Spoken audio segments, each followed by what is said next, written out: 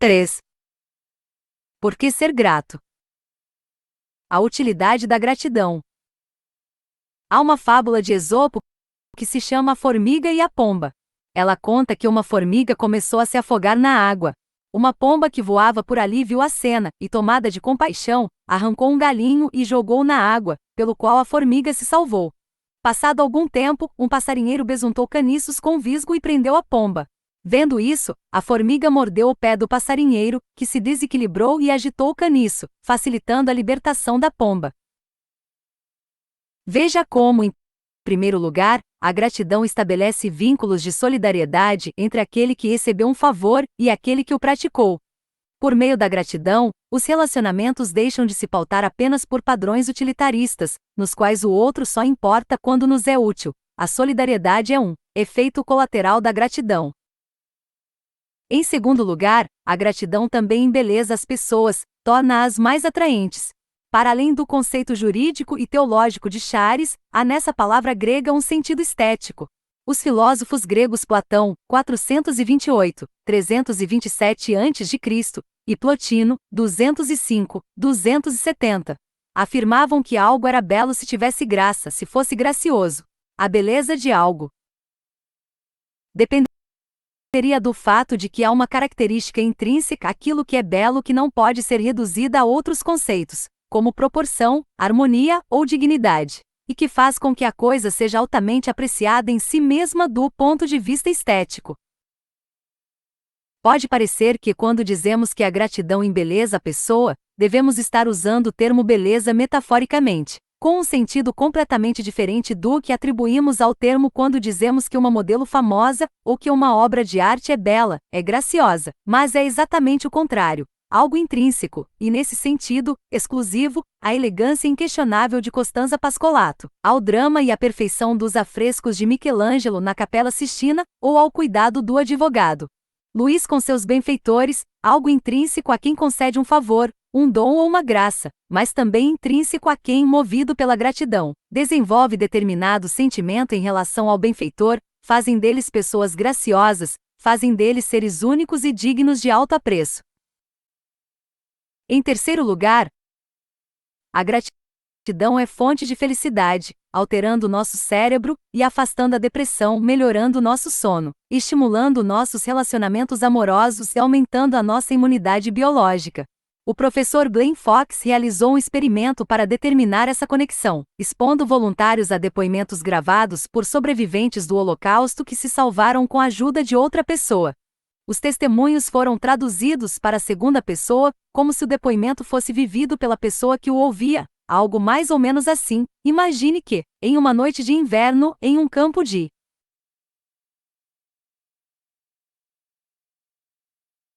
concentração, você recebesse um agasalho de outro prisioneiro, pedindo aos voluntários que tentassem se imaginar efetivamente naquelas situações. Esses voluntários foram submetidos a exames de ressonância magnética e descobriu-se que, naqueles que reportavam um sentimento de gratidão ao ouvir o depoimento, observava-se uma alteração na atividade das regiões do cérebro associadas à empatia, à regulação das emoções e ao processo de alívio do estresse. Algumas dessas regiões do cérebro também são estimuladas quando socializamos ou sentimos prazer, como afirmou a poeta Bruna Beber. A felicidade é muito mais desconcertante que a dor. Joel Wong e Joshua Brown descobriram algo semelhante em outra pesquisa. Eles dividiram 300 voluntários em 3 grupos. Os integrantes do primeiro grupo escreveram semanalmente uma carta de agradecimento a alguém durante 12 semanas, ainda que não fosse necessário que efetivamente enviassem a carta ao destinatário. De fato, apenas 23% dos voluntários desse grupo enviaram suas cartas. Nesse período, os integrantes do segundo grupo escreveram semanalmente uma carta sobre seus sentimentos negativos com relação às suas vidas. O terceiro grupo, de controle, não escreveu qualquer carta. O que Wong e Brown descobriram é que os integrantes do primeiro grupo reportaram uma melhora gradual de sua condição psíquica à medida que escreviam suas cartas.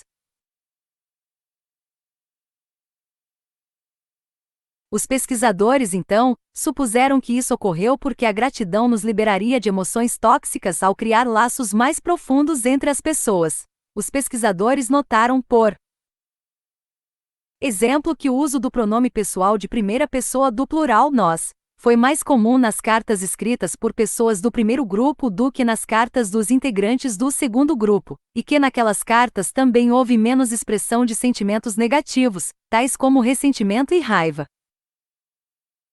Além disso, um fato notável é que mesmo os integrantes do primeiro grupo que não enviaram suas cartas perceberam melhor em suas condições psíquicas. Não é, portanto, a comunicação da gratidão a um benfeitor que produz em nós a felicidade, mas o fato de nos tornarmos conscientes do sentimento de que somos gratos. A neurociência e a psicologia comprovam que a gratidão reprograma nosso cérebro de tal forma que nos tornamos aos poucos mais felizes. Para além da utilidade, comunidade e condição humana. Ninguém nega que a gratidão seja útil. Quando se é grato, geramos laços de solidariedade e de fraternidade que nos amparam e nos consolam. Quando somos gratos, tornamo-nos mais atraentes e mais felizes. Mas se fosse apenas isso, talvez bastasse que parecêssemos ser gratos, que agíssemos como se fossemos gratos, sem que nosso sentimento se alterasse. Por causa das pessoas que possam manter uma aparência de gratidão, apenas para desfrutar de benefícios práticos. O moralista francês François de La Rochefoucauld disse com sarcasmo: gratidão é meramente a esperança secreta por favores posteriores. Parecer ser grato é útil, mas basta aprofundarmos nossa reflexão para percebermos que a gratidão vai além da aparência e da utilidade. A gratidão diz respeito à ética inerente à nossa condição humana. Em várias religiões, a gratidão marca nossa relação com Deus ou com a esfera da espiritualidade. O budismo, por exemplo, afirma que a gratidão produz o contentamento, que é considerado o maior de todos os tesouros. Esse é também o caso do judaísmo.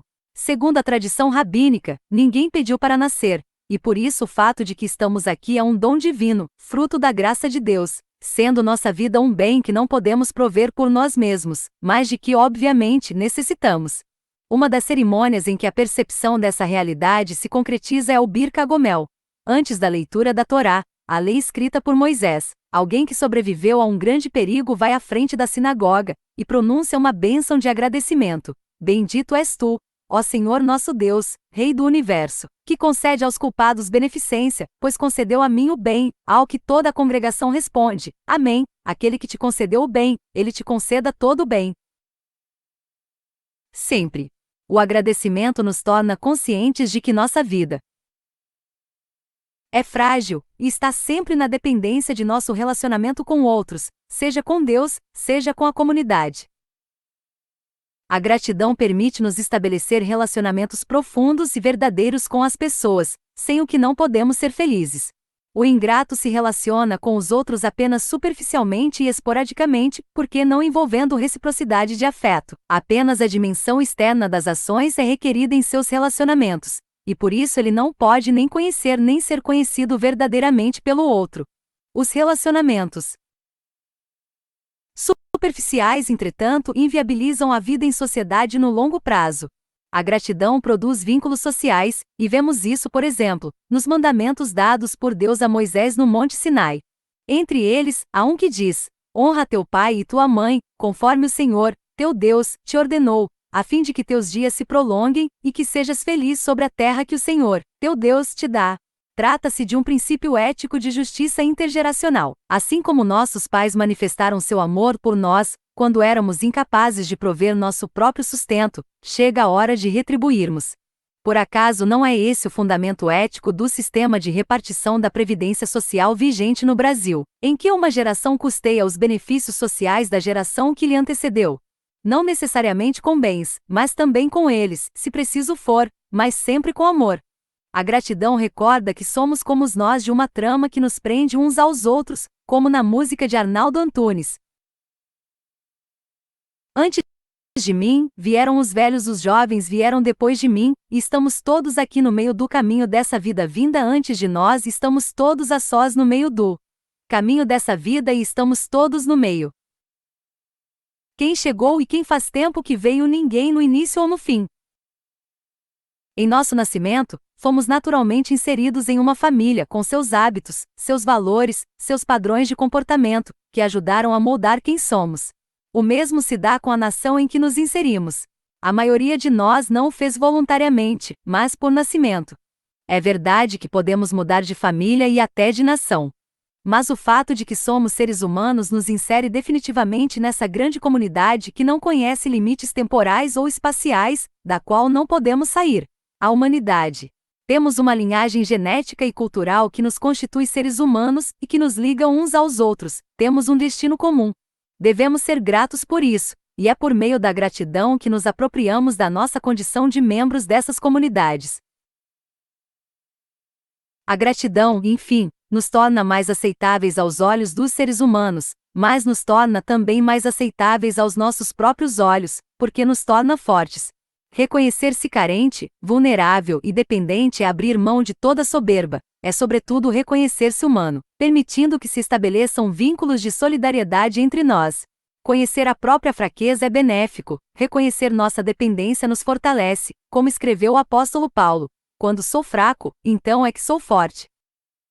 4. Por que é tão difícil ser grato?